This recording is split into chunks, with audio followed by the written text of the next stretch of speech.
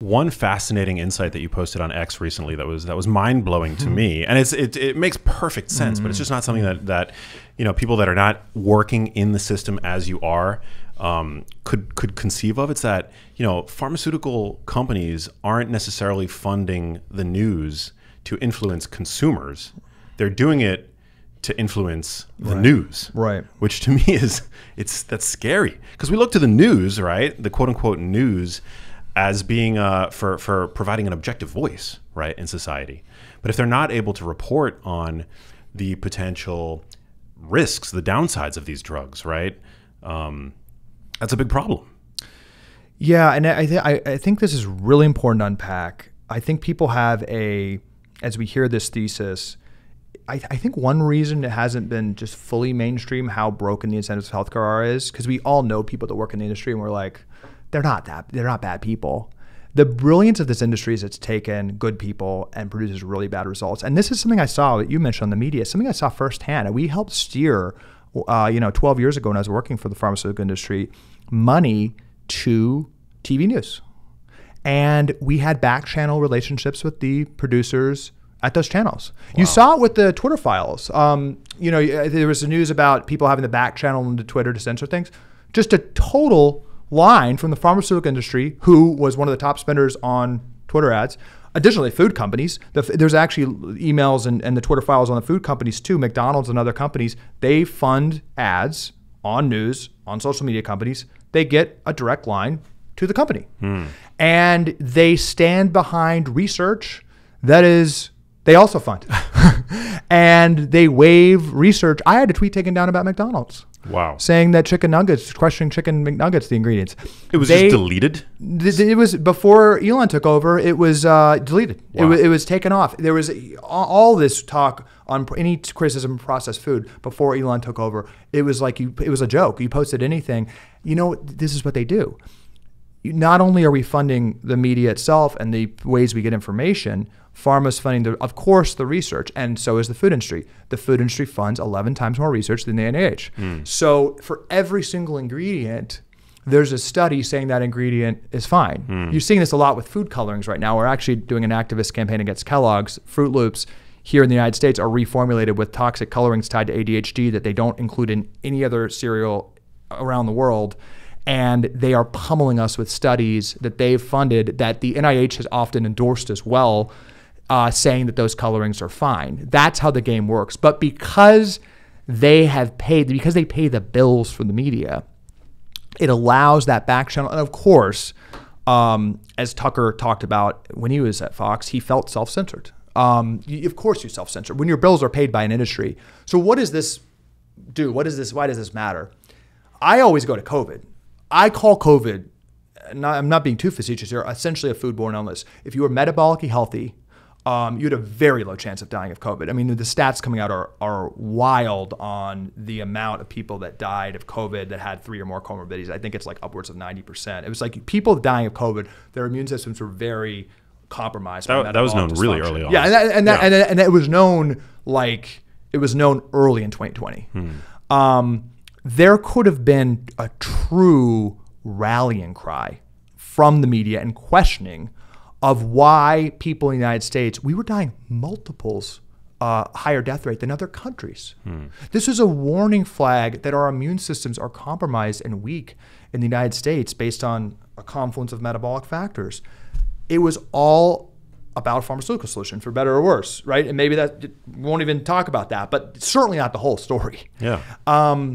I always find it interesting, the book, is Hit Number One, which is just amazing. You listen to the top podcasts from you to our other friends in the health space, up to Joe Rogan, which I basically consider a metabolic health podcast. Almost every day they're talking about how to better themselves, him and his guests, how to look at the sunlight, how to exercise, what diet they're, where people gravitate to on anything that's not corrupted by pharma money is basically how to thrive, how to feel better, how to essentially improve our metabolic health.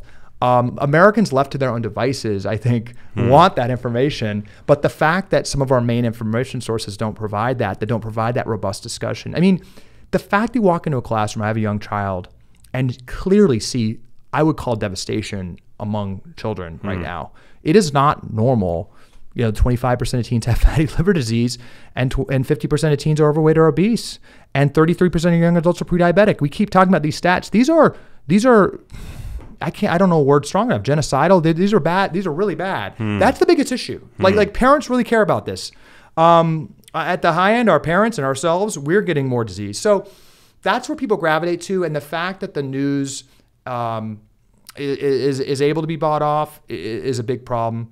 And it can be changed tomorrow. I mean, this is a core point of the book too, is actually the solutions aren't that complicated from the bottom up or the top down. We've got a lot of incentives saying that they're complicated. We can turn this around quickly. The childhood obesity rate in Japan is like 3%. Wow. Here it's well over 20%. Like these things can change. This is not normal what's happening in America, and we actually know the answers. And you've argued that we don't need more nutrition studies to get to the core of the problem here, the crux of the problem. I think, you might disagree, and I actually get a lot of value off your analysis of nutrition studies and good actors in the space. But I would argue that if you actually take all nutrition studies conducted since World War II, I would actually say all studies and all research funding, the trillions of dollars of research that's gone to chronic disease treatments, if you delete every one of those studies and fire every single department at every single university that's either studying pharmaceutical solutions to chronic disease or nutrition, we would actually be a healthier country. As Peter Tia pointed out in the first chapter of his book, life expectancy has increased if you control for contagious and infectious diseases. The chronic disease industrial complex since World War II has been an absolute and utter failure. So on that front, truly, I don't think this idea that heart disease is a statin deficiency, diabetes is a metformin deficiency, on down the list, I don't think it's been marginally helpful. I just think it's been destructive. You can go through the rigged research on each of those drugs impacting a certain biomarker, but this overall paradigm we have right now, truly, somebody's on a statin. I have family members that say, "Oh, now I can eat eat whatever I want." That's essentially what the message is. Certainly the message with Ozempic, with literally doctors from Harvard saying obesity isn't tied to what you eat. You mean Ozempic? Obesity is not an Ozempic deficiency? Well, that's literally, it sounds hyperbolic. That is essentially what doctors at Harvard are saying. We've talked about, I think last time, Fatima Cody Stanford, the lead obesity researcher at Harvard, saying it's a genetic condition and that it's not tied to food or lifestyle. That's the message. It's crazy. The Council for the American Academy of Pediatrics, which is now suggesting Ozempic as a first-line defense for 12-year-olds, it's not even try diet and exercise first. It's first-line defense. This is a issue that's just like heart disease, just like type 1 diabetes. This is something that you're born with. This is something that needs emergency, quick interventions. So I want every parent to know this, and this is a great example of the incentives we talk about in the book. The medical system uses those white coats. They use that credential of medical school. My sister realized she was really just a cog in this overall machine where she's indoctrinated into this way of being, where if you're a pediatrician, you are reprimanded and potentially lose your license if you go against the American Academy of Pediatrics, which is 90% funded by Pharma. If you're go down the list, Alzheimer's, psychiatry, what have you. These institutions that create the standard of care are all funded by pharmaceutical makers, and the power of that doctor recommending that treatment from these organizations is very powerful.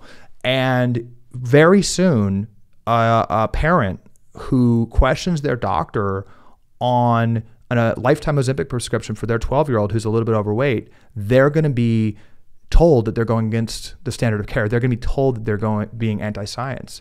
There's a lot, I hear this all the time now from parents, there's intense pressure if this child's a little bit sad in high school, SSRI, and they're threatened with a lot of, that the kid's going to commit suicide or other things. There's this pressure, when that doctor's telling you that, and it's not really a discussion.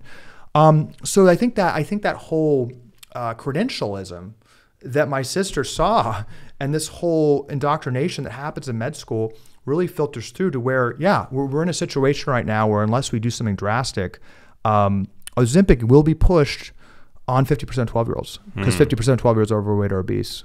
Hey, if you liked that video, you need to check out this one here, and I'll see you there.